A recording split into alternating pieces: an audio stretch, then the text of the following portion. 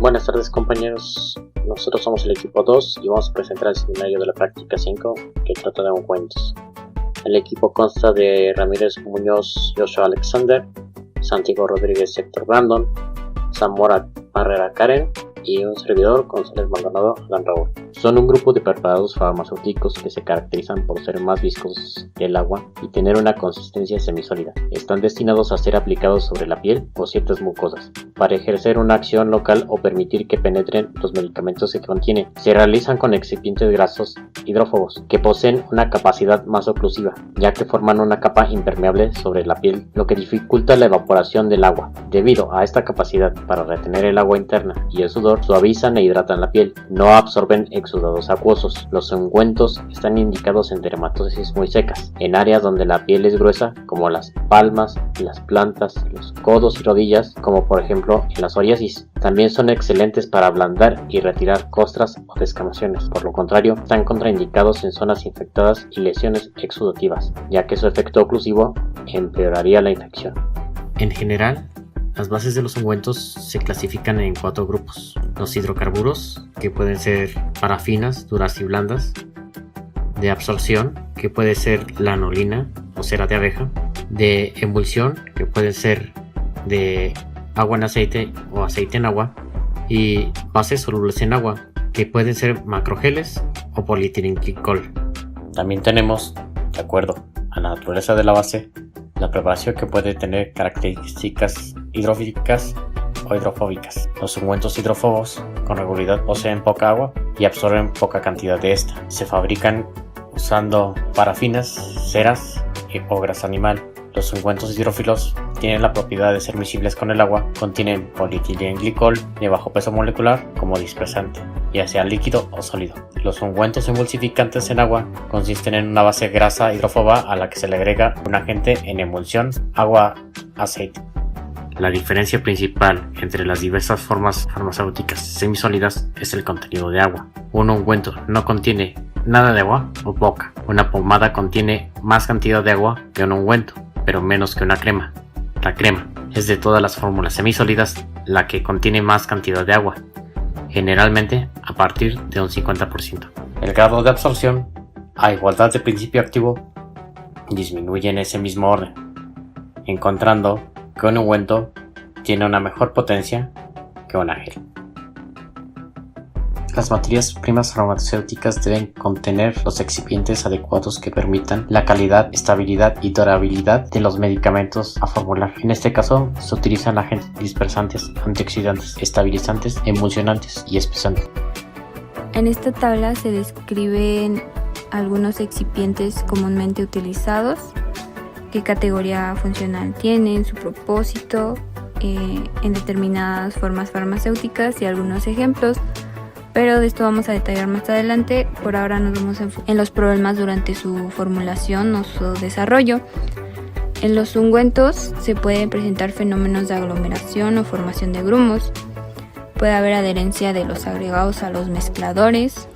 También requieren una limpieza robusta durante un procedimiento de validación. Puede haber decoloración e incompatibilidad física. Para el ungüento de óxido de zinc se utilizó ácido benzoico como conservante antimicrobiano, pero también se puede utilizar como agente terapéutico. Este se presenta en forma de cristales o polvo blanco y es esencialmente insípido e inodoro o con un ligero olor característico. En preparados tópicos se emplea en una concentración del 0.1 al 0.2% y aquí hay algunas especificaciones farmacopeicas. También el almidón de maíz, un polvo compuesto por gránulos esféricos u ovoides de color blanco, inodoro e insípido, es el agente aglutinante y el desintegrante. Además, es ampliamente utilizado en polvo para su absorción y se utiliza como una cubierta protectora en las formulaciones de ungüento aplicado a la piel. El óxido de zinc se presenta como un polvo blanco, es un emoliente y astringente cutáneo y se utiliza en el tratamiento de lesiones en la piel por su capacidad de adhesión y formar una capa protectora. Además, es un protector de la radiación ultravioleta. La lanolina es una sustancia cerosa, untuosa y de color amarillo pálido con olor característico. Cuando está derretida es un líquido transparente o casi transparente, amarillo claro o casi claro. Se empleó como el agente emulsionante y la base del ungüento, y bueno, es compuesta principalmente por colesterol y ésteres de varios ácidos grasos. El petrolato blanco es una masa untuosa blanda de color blanco, amarillo pálido, translúcida, suave y inodora e insípida, y es ligeramente fluorescente a la luz del día, incluso cuando está derretida. Se empleó como el emoliente y la base del ungüento, y se puede usar en concentraciones de hasta el 100% en preparaciones tópicas. Ahora, para el ungüento de azufre, pues se empleó azufre, que tiene un color amarillento o ligeramente naranja, es blando, frágil, ligero y desprende un olor desagradable. Se empleó como agente antimicrobiano y su acción queratolítica es debida a la formación de sulfuro de hidrógeno por una reacción que depende de la interacción directa entre las partículas de azufre y los queratinocitos. Para la preparación de ungüento de azufre se ocupa lo que es el aceite mineral, y este se usa principalmente como excipiente en formulaciones farmacéuticas tópicas, donde sus propiedades son emoliente, y se aprovecha como ingrediente en bases para ungüentos. En este caso podemos observar en la tabla 1 que se ocupa con un porcentaje del 0.1 al 95% de concentración para ungüentos, y su descripción es un líquido aceitoso, transparente, incoloro y viscoso, sin fluorescencia a la luz del día. Es prácticamente insípido e incoloro cuando está frío y tiene un ligero olor a petróleo cuando se calienta. En este caso, para el petrolato blanco se ocupa hasta el 100% de la concentración para ungüento. Su categoría funcional actúa como emoliente y es una base de ungüento. Sus principales características son prácticamente que es insoluble en agua, poco soluble en etanol al 96% y es miscible con hidrocarburos. Su descripción es: es una masa untuosa blanda de color blanco a amarillo pálido, translúcida, suave y untuosa. Es inodora e insípida y es ligeramente fluorescente a la luz del día, incluso cuando está derretida. Para el ungüento hidrofílico se ocupa lo que es el metilparabeno, y en este caso su categoría funcional actúa como conservante antimicrobiano, y sus características principales son que es poco soluble en agua y es muy soluble en grasas y muy soluble en alcohol. Su descripción se presenta en forma de cristales incolores o polvo cristalino blanco, y es inodoro o casi inodoro y tiene un ligero sabor a quemado. Para el propilparabeno se ocupa como conservante antimicrobiano. En este caso es que es muy ligeramente soluble en agua, es soluble en aceites, ligeramente soluble en agua hirviendo y soluble en alcohol. Su descripción se presenta como un polvo blanco, cristalino, inodoro e insípido.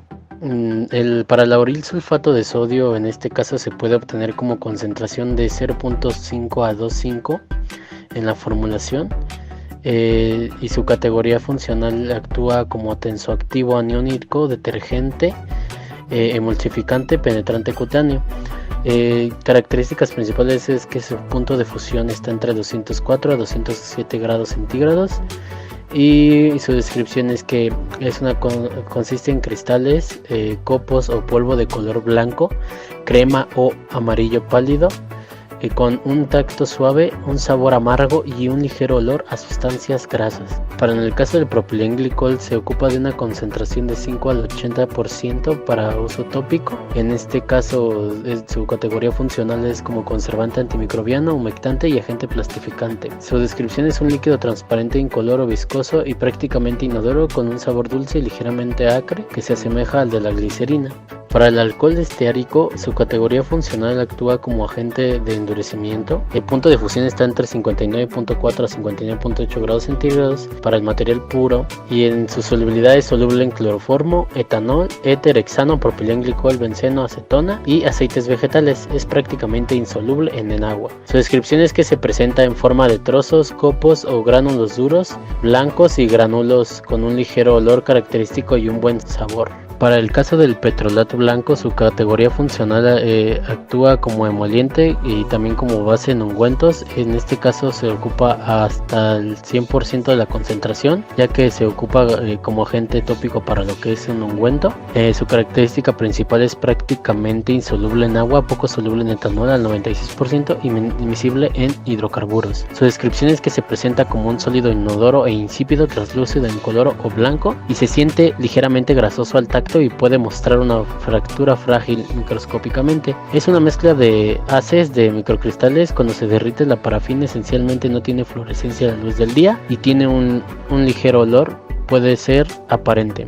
Para lo que son los métodos de evaluación de atributos de calidad del producto intermedio, mediante un artículo que habla sobre el estudio tecnológico preliminar de un ungüento de la especie Liberia Aliacea L, que es de una revista cubana de química. Esta nos presenta que se le pueden realizar diferentes pruebas de lo que son de atributos de calidad a un producto intermedio de los ungüentos. En una de esas pruebas mencionan que son las características organolépticas, el área de extendibilidad y la medición de la viscosidad.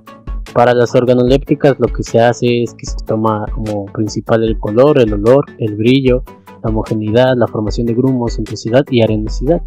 Para el área de extendibilidad se usa una fórmula que es área es igual a pi por radio al cuadrado, en donde se hace con los extractos del ungüento por placas con diferentes medidas para saber en cómo estos ungüentos se van dispersando durante toda la placa, se van moviendo para así determinar el área de la circunferencia formada en base a esto. Y para la medición de la viscosidad se ocupa un rotoviscómetro, que este ya es prácticamente de cada empresa, el PNO que tiene cada empresa para determinar lo que son la viscosidad de este ungüento y también para revisar que esté de acuerdo a los parámetros que se le necesitan.